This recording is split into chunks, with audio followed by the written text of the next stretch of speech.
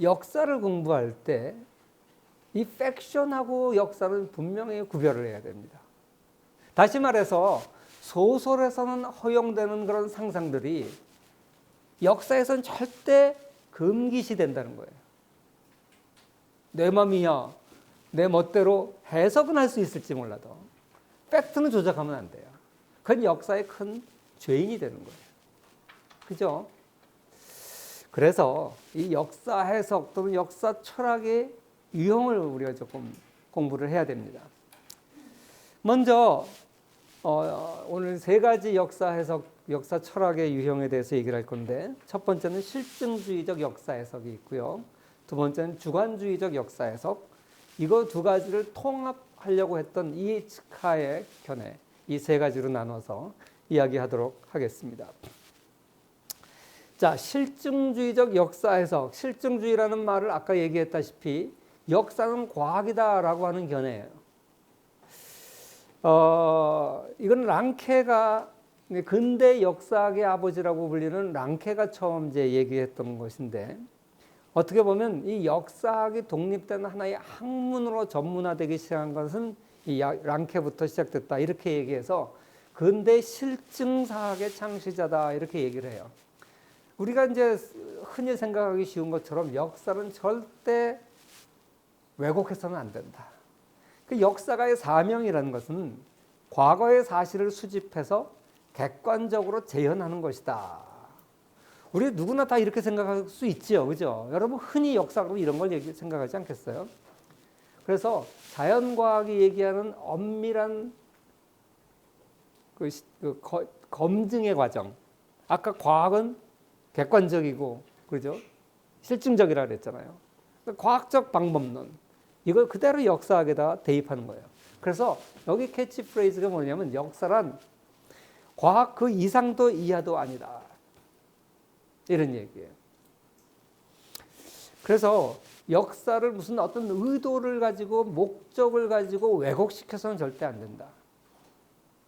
그래서 있는 그대로 실증적인 것을 얘기하고, 그래서 이러한 일이 일어났었고 그래서 그 결과가 일어나고 이렇게 이제 역사를 설명하는 것이 올바른 태도다라고 하는 견해예요.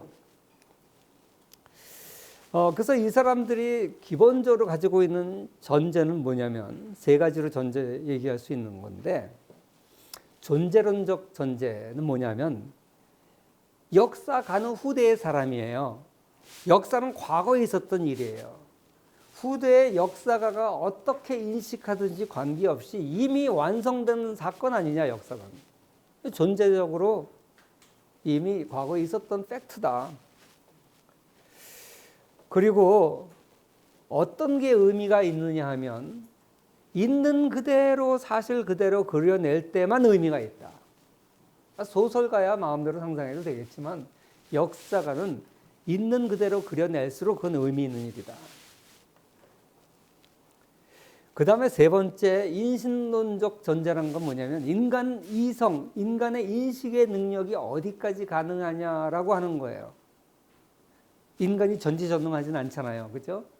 그렇긴 하지만 과거 사실을 객관화해서 그대로 밝히는 것이 가능하다라는 거예요. 인간이 물론 전지전능하진 않지만 적어도 과거 사실을 그대로 복원해내는 정도의 능력은 있다, 인간에게. 이런 전제예요. 이걸 왜 전제라고 하냐면 이런 전제 가정 하에서 실증주의적으로 역사를 그려낼 수 있다라고 보는 거예요. 그러니까 역사가의 가장 큰 덕목은 뭐예요? 자기 개인의 편견, 주관 이런 걸 배제하는 거죠. 이 쉽지 않아요, 사실. 그죠? 예를 들어 어떤 종교를 가지고 있으면 자기 종교적 신념에 따라서 역사를 잠깐만 보고 싶어 하는 게 인간이죠. 그런데 그러지 말라는 거예요. 네가 아무리 백제의 후손이라고 하더라도 과거 삼국시대를 그려낼 때 백제한테 유리하게 역사를 그리면 안 된다. 있었던 사실 그대로 하려고 애를 써야 된다. 뭐 이런 거예요, 예를 들면. 자, 이렇게 실증주의적 역사학자들은 이 세 가지 전제하에서 주장을 하는 겁니다. 그러다 보니까 이 역사가들은 가능한 한 1차 사료를 가지고 연구를 해라. 왜? 2차 사료가 뭐고 1차 사료가 뭔지 알죠? 1차 사료는 당대 사람들이 써놓은 거예요. 2차 사료는 후대 사람들이 그거를 가지고 정리를 한다든지 종합을 한다든지 가피를 한다든지 뺀다든지 이런 걸 2차 사료라고 그러죠. 그래서 2차 사료만 해도 역사가의 주관과 편견이 들어갈 수 있잖아요. 그러니까 역사를 얘기할 때는 2차 사료만이 인용하면 이건 좋은 역사가가 아니에요. 가급적이면 1차 사료를 가지고 하라. 그리고 또 그렇게 하려고 그러면 어떻게 돼요? 1차 사료가 진짜 맞는지 틀리는지도 봐야 되죠. 우리가 알다시피 삼국사기와 삼국유사는 같은 시기를 다뤘으면서 상당히 달라요. 김부식이 만든 삼국사기는 아무래도 좀 정치적인 게 들어가 있고 중일연이 만든 삼국유사는 좀 더 객관적일 수 있을 것 같긴 한데 하여간 이게 다른데 아무튼 어떤 것이 더 맞는지 객관적으로 옳은지 엄밀한 사료 비판을 해야 돼요. 그리고 적어도 1차 사료를 읽을 수 있는 능력을 가진 사람이 역사를 전공해야 돼요. 예를 들어서 한국사를 전공하려면 한국말을 알아야죠. 근데 오늘날 한국말 모르는 미국 역사가들도 한국 역사에 대해서 많이 이러쿵저러쿵 합니다. 왜?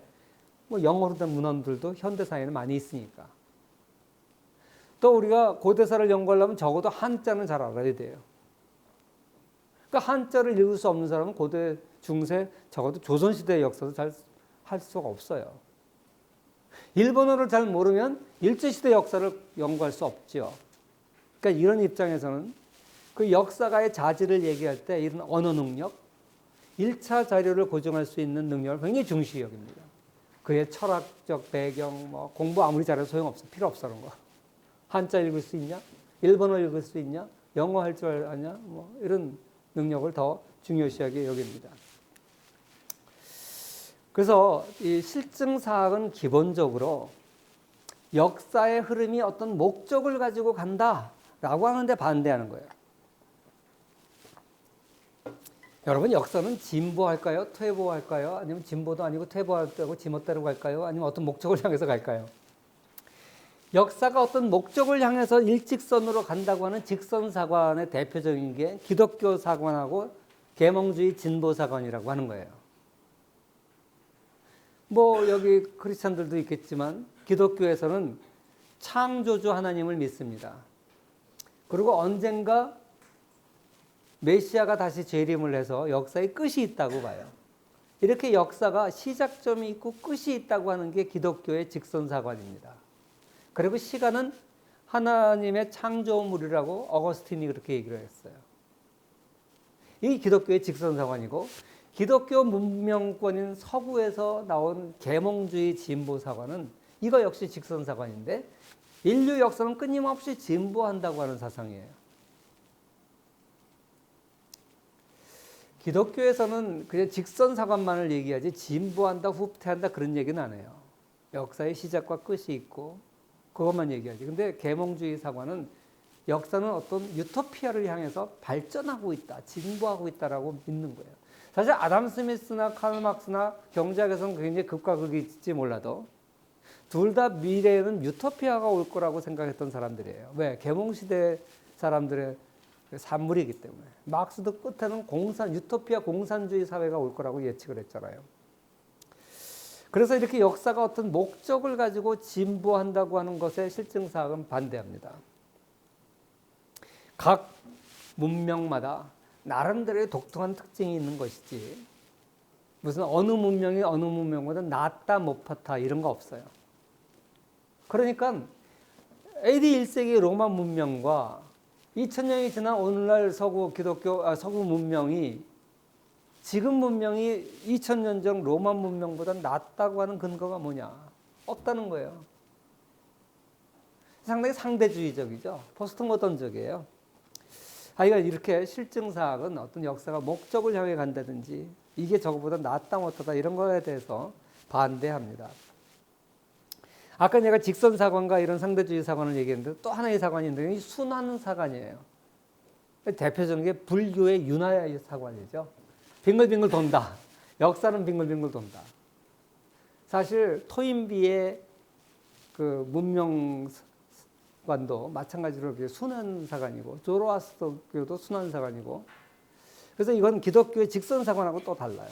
아무튼 이건 뭐 여기까지는 이제 할 필요 없을 것 같고 실증사학은 역사를 객관적으로 그려낼 수 있다고 보고 어떤 목적과 의도와 편견에서 다 벗어나서 객관적으로 그려내는 것이 가장 중요한 사명이다. 이렇게 보는 게 실증사관입니다.